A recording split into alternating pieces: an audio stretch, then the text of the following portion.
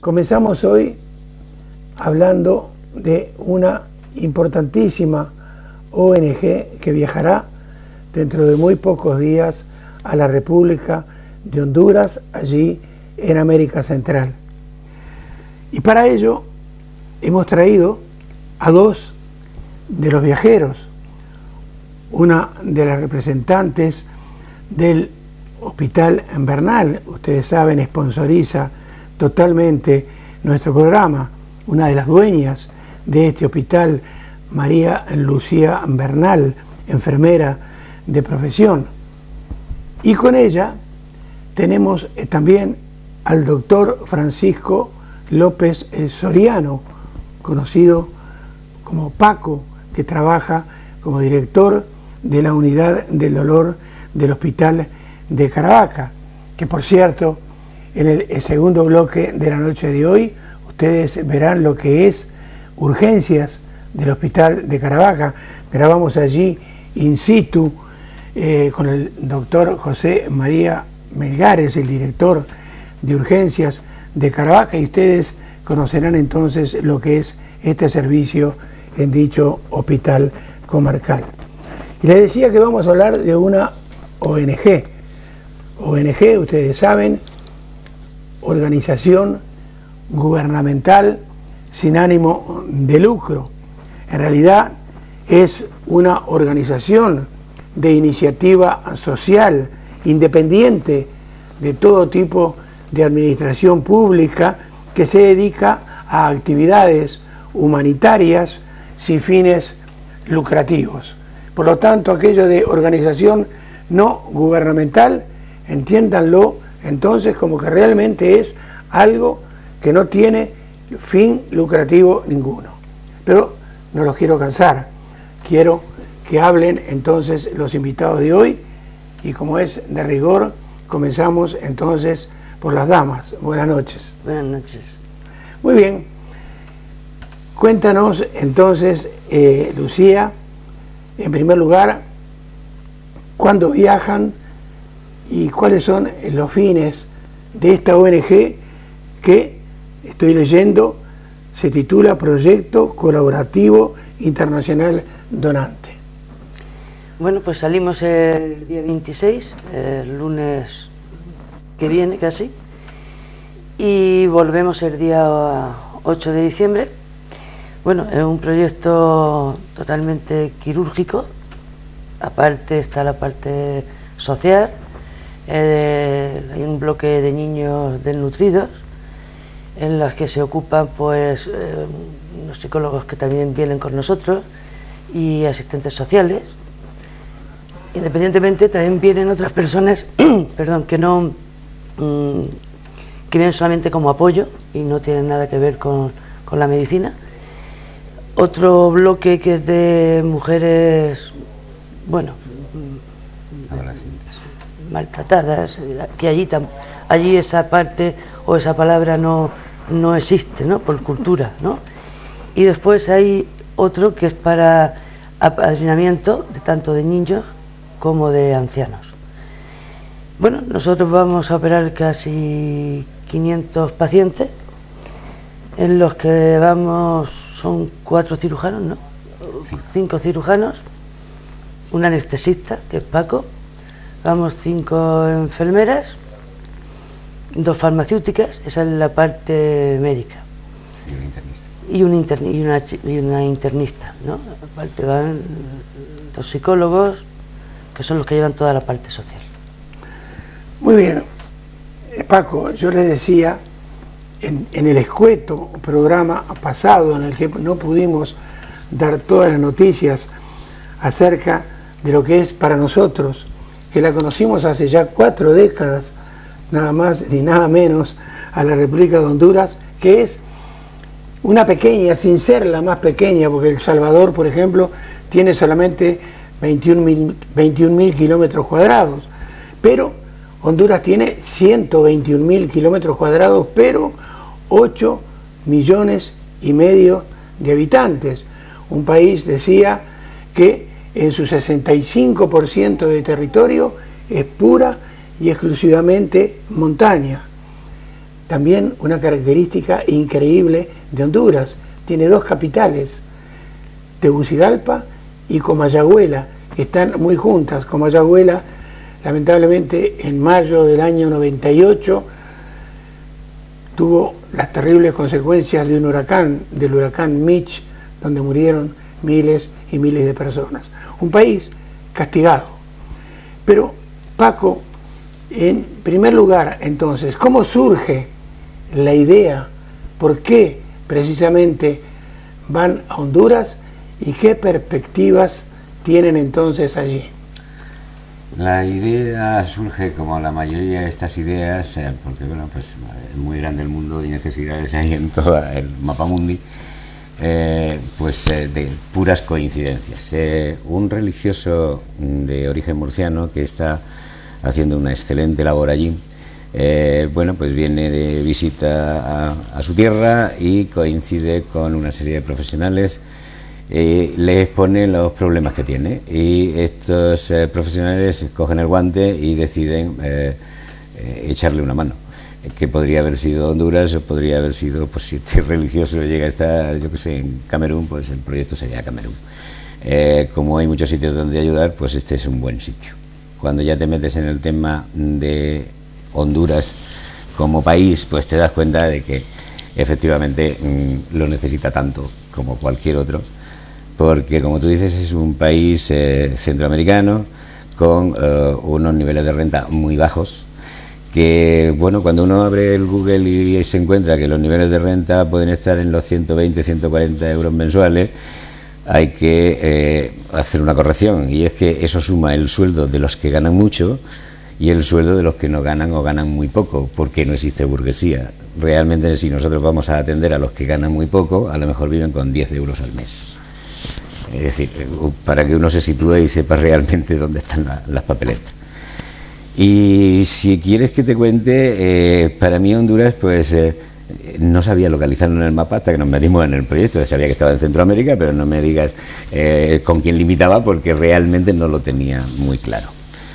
Cuando terminas viendo temas del país, no ya por el tema de Google, sino tuvimos la suerte de una cooperante que había ido de manera individual a echar una mano, una médico de Lorca, encantadora Gema.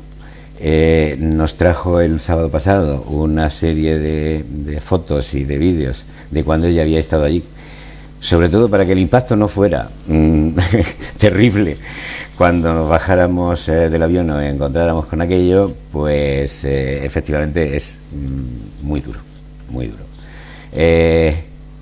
Donde aquí hablamos de un pueblo, aquellos son casas desperdigadas entre colinas. Donde aquí hablamos de calles, aquellos son pues tierra, piedras, y cuando cae el agua corre en avalancha. Y eso cuando hay casas. Cuando no hay casas, es decir, son palitos con cartones, con maderas o con plásticos o con tejados de chapa, en donde una de las fotos impresionaba muchísimo. Es decir, veías un váter que iba a un pozo ciego, veías una cortina llena de mierda y veías la cocina. Veías que convivían padres, madre, abuelos, hijos, gallinas, perros y vacas, todo en el mismo sitio. Y podemos entender que bueno, pues las necesidades sanitarias de aquella gente no están cubiertas por un país que no puede cubrir esa parte de tipo social. Claro, el que se pone malo, y hoy la medicina, que no es barata, puesto que la tecnología es muy cara, pues para el que no tiene, no es que sea cara, es que no existe. Había una foto de un orfanato, en donde aquello no era un orfanato, era un sitio donde almacenaban, entre comillas, niños que habían nacido con problemas que aquí todos resolvemos en la medida de lo posible y bastante bien, como puede ser los niños de espina bífida. Pues aquellos al final terminan paralíticos, no pueden moverse, y te encuentras un orfanato donde lo que realmente hay 50 niños reptando por el suelo como si fueran culebras. Lucía, en Tegucigalpa, una de sus capitales, hay un aeropuerto que se llama Toncontín. Toncontín es un baile indígena que ellos bailan constantemente, pero constantemente van a observar a la gente bailando este baile regional. Ustedes seguramente, porque a la zona del Carmen, donde ustedes van a ir al aeropuerto de San Pedro Sula, al aeropuerto Villeda Morales. Fue un presidente muy querido allí en Honduras, por eso el aeropuerto así se llama. Y ustedes lo que van a encontrar, yo decía en el programa pasado que crecer, por lo general, y lamentablemente, es ir haciéndose triste hasta llegar a la emancipación de la verdadera alegría, porque el niño es alegre, porque el niño aún no razona, aún no conoce el mundo en el que está inmerso. Pero yo agregaría que crecer también es ir haciéndose cada vez más humilde, más honesto, más sensible, más humano, con esa humanidad de fe, de esperanza, de amor que ustedes van a llevar para darle felicidad a un pueblo. Pero Lucía, se van a encontrar con un pueblo, sí, pobre, que carece de muchísimas cosas, pero sí también el contraste tremendo de la alegría de un pueblo que vive siempre sonriendo. Y vamos a comenzar contigo hablando de los 4 temas principales que ustedes van a ir a tratar allí. Primero, hablemos de la sanidad. Entonces, van a encontrar algún hospital así tipo hospital comarcal de Caravaca, o dónde van a trabajar. ¿Qué va? Eso no es que no sé ni cómo explicarlo. Es como un edificio que nos han dejado, ¿no? En una de las salas más grandes de ese edificio es donde van a estar los quirófanos, ¿no? Entonces, para empezar, no hay ni lámpara quirúrgica. Sí. Todos llevamos unas lámparas de estas de frente por si se nos va la luz poder seguir operando, ¿no? Hay 4 camas quirúrgicas para cirugía menor y enfrente otras 4 mesas quirúrgicas, y en el otro lado, justo enfrente, otras 3 o 4 para cirugía menor. Es decir, que dentro de esa sala no hay respirador, evidentemente no hay un respirador. Y bueno, pues yo no sé en qué años nos trasladamos. Si estamos hablando de hace 40 años de aquí. 30 por lo menos. O por lo menos 30, ¿no? Sí, yo hace 30 años que terminé la carrera y no trabajé nunca así en los quirófanos, ¿no? Pero bueno, entonces las condiciones es lo que nosotros nos llevamos. Es decir, todo el material, todo, es decir, bueno, pues allí ni lámparas, ni respiradores, ni de nada. Es decir que, bueno, pues allí no las ingeniaremos para que por lo menos salga de la mejor manera posible esa cirugía. Paco, la gente se está enterando allí, evidentemente, a través de este misionero, Matías, que ha hecho que ustedes vayan hacia allí. Nosotros, en la humildad de nuestras posibilidades, nada más ni nada menos que a 11 medios de comunicación, en este caso 6 televisiones, 3 radios y 2 periódicos hondureños, le hemos mandado estas 2 hojitas que tú nos habías entregado en el hospital de Caravaca para que se enteren y vayan a esperarlos y poder difundir esto. Pero la pregunta es, ¿ya hondureños enfermos ya saben, ya hay, digamos, una organización día por día de lo que ustedes van a hacer? Sí, pero a medias, me explico. Es decir, aquí hay 800 profesionales para 75.000 habitantes en la comarca. Aquella comarca tiene otros 75.000 más o menos, la comarca no, vamos, la provincia de Cortés, Y cuando hayan 5 médicos y 5 enfermeras para todo aquello, ya habrán bastante, si quitamos lo que es capital. Eso hace que a nosotros nos llegue un listado con una serie de cosas que resolver, pero muchas de esas cosas no es como aquí, que tenemos muy claro, porque se le ha hecho una biopsia y viene como tal cosa, y lo hemos explorado al paciente y tiene una radiología estupenda y tenemos delimitado el tamaño. No, es decir, nosotros nos vamos a encontrar allí con una serie de diagnósticos hechos por un médico que tiene 2 manitas y 2 ojitos y mucha experiencia, y lo que ve es un bulto, y viene como bulto. Hay que operar un bulto, muy bien, el bulto es estupendo porque es lo que ve, pero debajo del bulto, ese bulto puede ser 50 cosas diferentes y algunas bastante complicadas. Es decir, vamos un poco pues a la aventura de que no sabemos tampoco con las cosas que no podemos encontrar. De tal forma que sí sabemos que vamos a tener una serie de hernias, pero no son las hernias de aquí. Las hernias de aquí, muchas veces, cuando están en quirófano, hay que decirle al paciente, señálese la hernia, porque no la ve de lo pequeñita que es. Allí, cuando se ve la hernia, es lo que antes llamábamos potra, porque era una señora hernia. Quiero decir que nos vamos a encontrar con una serie, tenemos un adelanto, esa gente lo sabe, pero tiene que pasar antes por un pequeño triaje para saber a lo que nos enfrentamos, saber de qué padece, saber qué complicaciones podemos encontrarnos y no entrar a la deriva. Toda esa gente, en una parte de esa nave, porque es una nave, es un comedor infantil para niños desnutridos que no lo dejan durante ese tiempo para operar, habrá una parte en donde se hará pues una especie de consulta preoperatoria, donde los cirujanos harán triaje de eso y bueno, pues sabremos lo que podemos y lo que no podemos. Es decir, aquella gente tiene ahora mismo unas expectativas que no sabemos si podemos cubrir, porque después de... no lo ha valorado ningún cirujano, no lo ha valorado ningún anestesista, no ha valorado si los problemas que nos podemos encontrar allí son resolubles en ese sitio. No nos vamos a meter en berenjenales que... o sea, vamos a ayudar, lo que nos vamos a complicar. O sea que de entrada las expectativas habrá que cuadrarlas allí.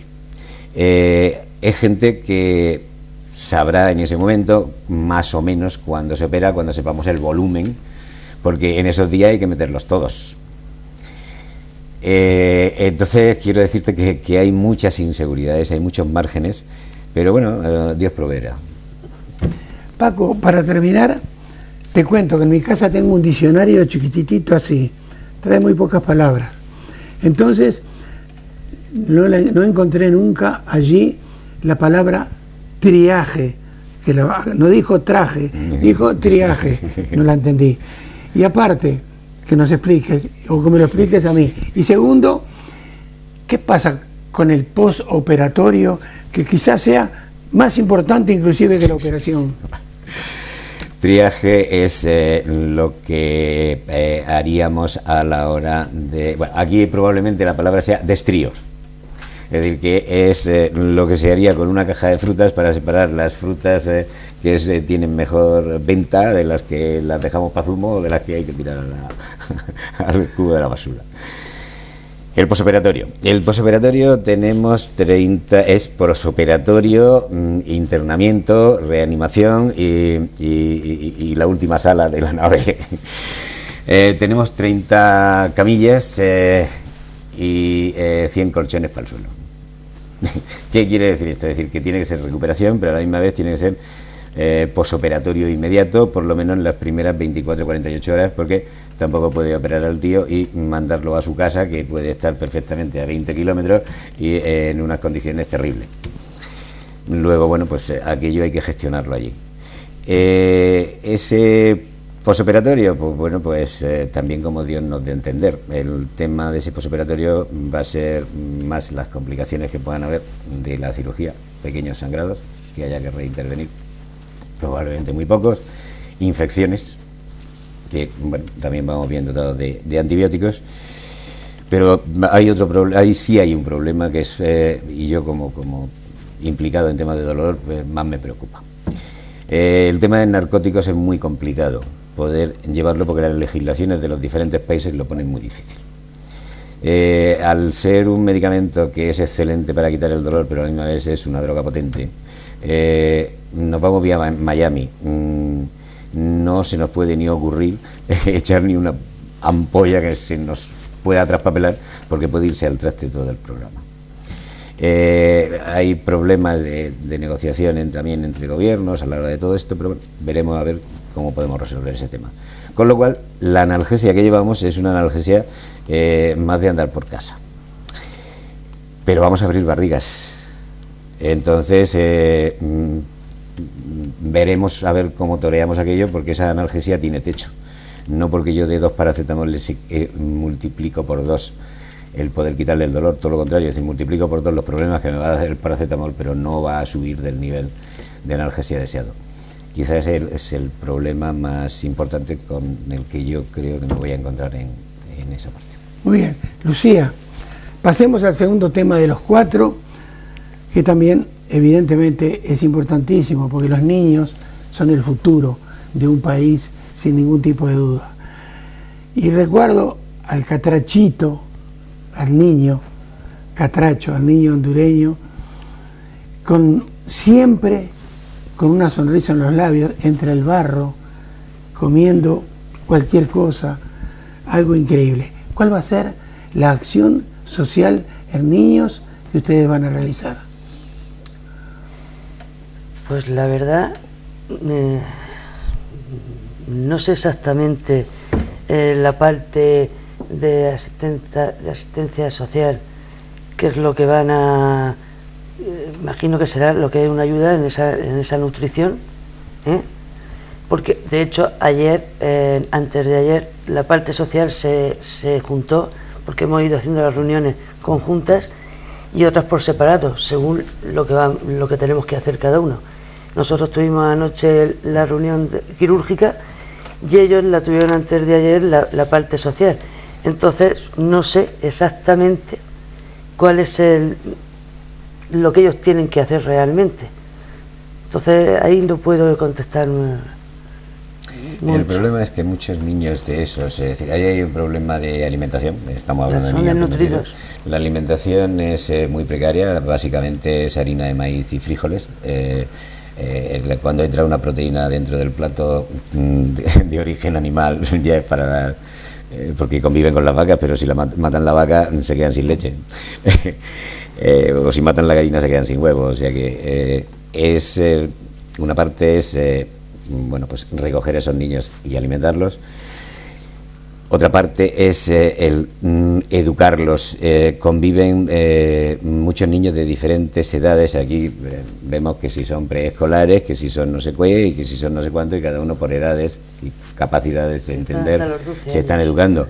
Allí, desde el niño de 1 año hasta el niño de 12 años, están en la misma clase, pero bueno, están recogidos. Están en la calle aprendiendo algo. Nos llamó la atención ver a un niño que aquí sería incapaz de manejar una cuchara por lo pequeño que era, porque Fernando llegaba a tener 2 años, un año y medio, una cosa así.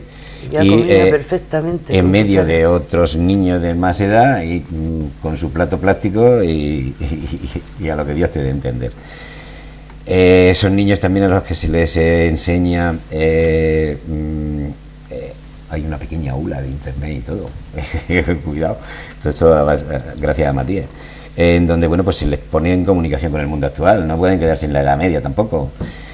Nos llamó la atención también por las imágenes que vimos, que son niños que son capaces de entretenerse con lo que aquí desechamos, es decir, nos gustaría después de todo esto ver, después de Reyes, ver de montar una campaña de recogida de juguetes, porque aquellos niños sí que saben disfrutar los juguetes. Sí. Y una cosa que tú has dicho, nos llamó la atención enormemente, la sonrisa. Las sonrisas. Es decir, cómo a pesar de estar sorbiéndose los mocos... la sonrisa. Sí. Es cierto. Lucía, tercer tema, acción social en mujeres allí, lamentablemente, las niñas, sobre todo, los embarazadas. Cuéntanos un poco. Bueno, allí son mujeres que son embarazos en adolescentes, mujeres que están en la calle. Después, la parte de mujeres maltratadas, que allí lo que he dicho antes, a ellas no se les puede en ningún momento ni decir, como por ejemplo podríamos decir aquí, no sé cómo lo aguantas. Es decir, esa palabra, eso está prohibido, puesto que es parte de la cultura, se les recogen por ese maltrato de alguna manera, pero como dicen los psicólogos, nosotros no podemos inducirlas a rebelarse contra eso, porque nosotros estamos allí, pero después nos volvemos, y las que se quedan son ellas, con un problema en el que no van a resolver por un tipo cultural totalmente, ¿no? Entonces no podemos inducirlas en ningún momento. Eso es lo primero que dijeron en la primera reunión, de que no se les podía en ningún momento inducir a eso, simplemente el ayudarlas, es decir, aquí estamos, cuéntanos tus penas, pero no podemos en ningún momento decirles que no deberían consentirlo o tal. Y en las niñas, pues en realidad son mujeres muy jovencitas, que se quedan embarazadas y que están en la calle, y se les tiene que dar un techo y que tienen que parir. Último tema, Paco, de los 4 que ustedes llevan allí entonces a la República de Honduras, ese apadrinamiento de niños y ancianos que ustedes piensan realizar, ¿qué es lo que van a hacer? Pues todo el mundo entendería lo del apadrinamiento de niños. Bueno, pues un niño que tiene una serie de carencias o dificultades, que una persona de aquí adquiere el compromiso de, mediante una pequeña cantidad, correr con los gastos que tiene el niño allí para cubrir esas necesidades.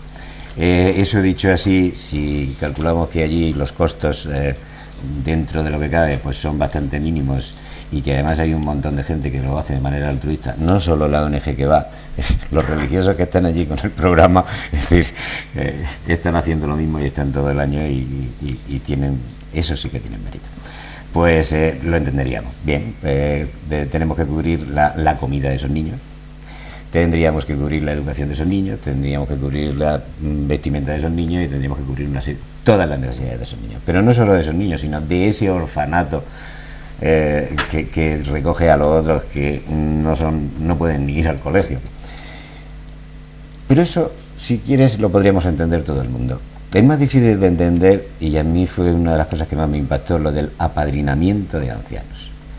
¿Qué es eso de apadrinamiento de ancianos? Pues bueno, pues una de las primeras fotos que me llega a mí después de montarme en este carro es la foto de una señora de 92 años que nos dice, Gema, la cooperante esta de Lorca, que había estado antes allí, a esta mujer la recogimos de la calle.